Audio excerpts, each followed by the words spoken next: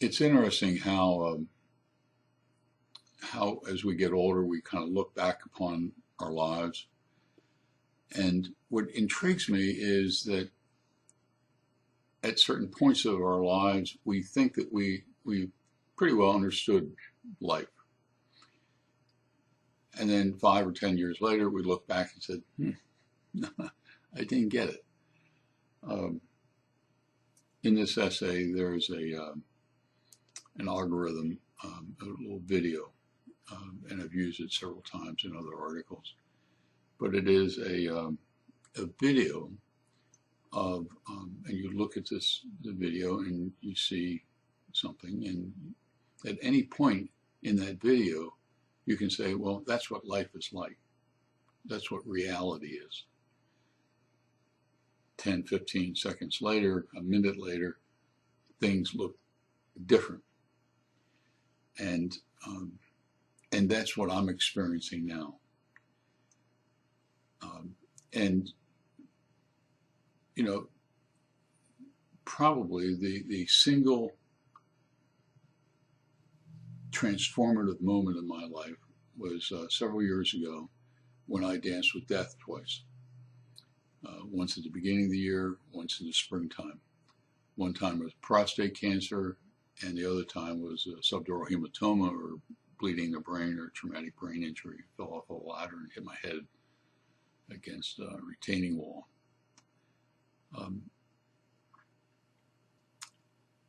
And you know, and I was in intensive care, intermediate intensive care, for 4 weeks. Went to a rehab hospital for 3 weeks, and only the last 10 days in the rehab hospital do I remember anything. I don't remember the fall. I don't remember going to the hospital. Don't remember being in the hospital. Don't remember being transferred to another hospital.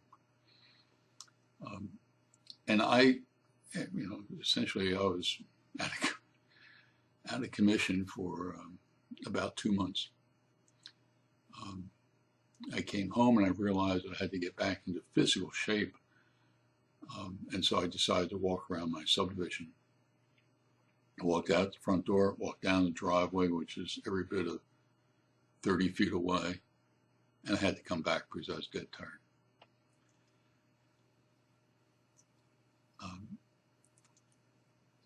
And it took me a while to get over being out of shape. I mean, it took me several months.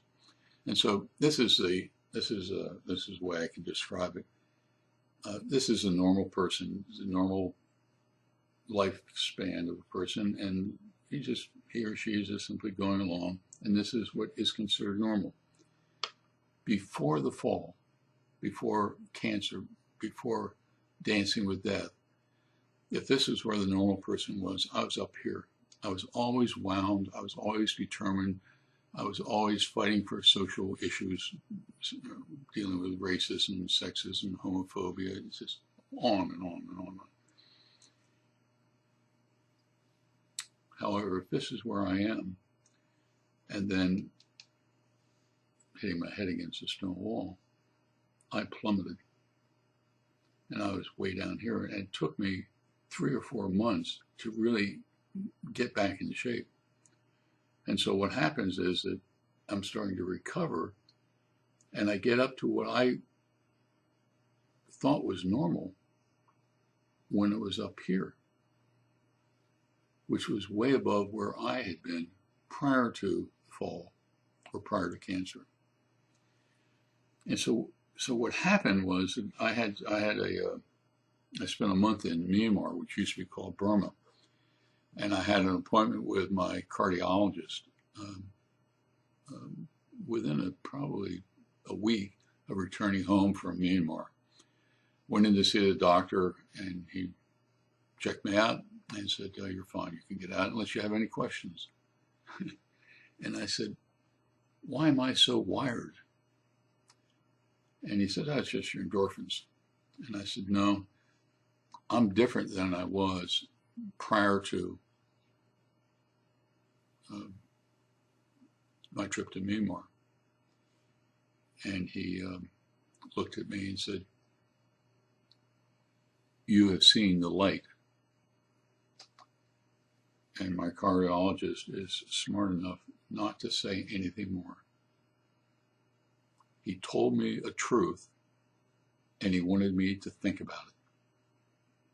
And it took me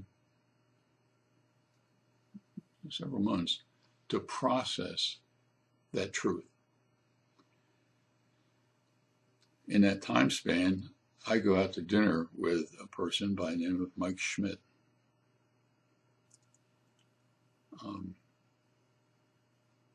And he asked me, to tell me something about you, and I started talking to him. We were at dinner in a nice restaurant in Chicago, and I went on and on and on.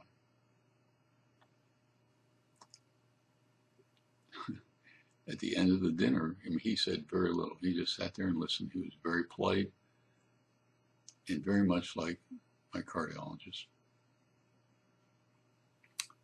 At the end of the dinner, he said to me, have you ever seen Randy Pausch's last lecture? And I said, no. And then I went on talking about how driven I am. And the last thing he said to me was, I'll send you a link to that in your email. Next morning, I got the email and watched it.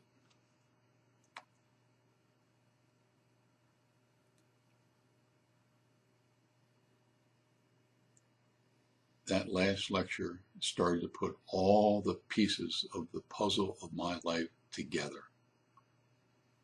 I sat there and watched that last lecture, and then I'll tell you, it hasn't solved all of my problems. But the vast majority of the problems, the vast majority of the things that I'm doing and why I'm doing things, all of a sudden it dawned on me. Dancing with Death is for me the most transformative moment in my entire life.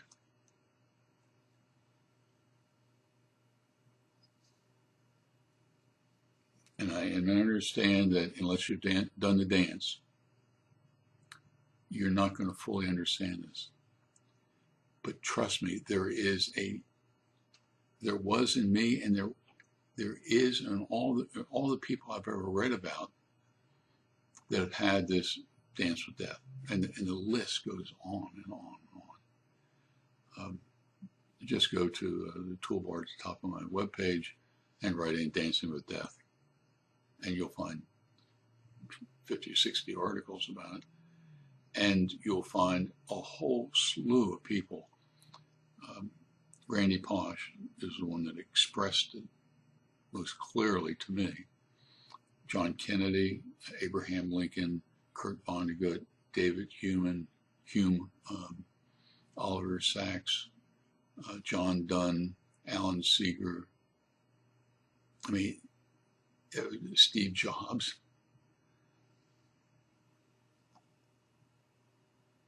Dancing with Death is the most transformative thing that can happen to you, because you realize that you're not immortal.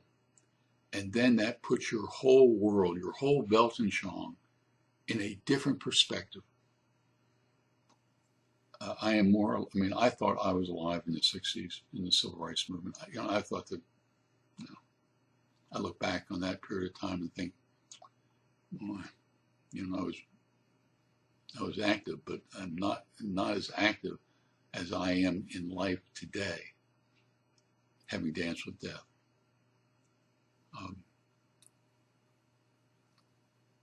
So, I hope you learned something from this article. If you have danced with death, I hope that this article helps you understand the new you. But in the meantime, you take care and have a happy new year.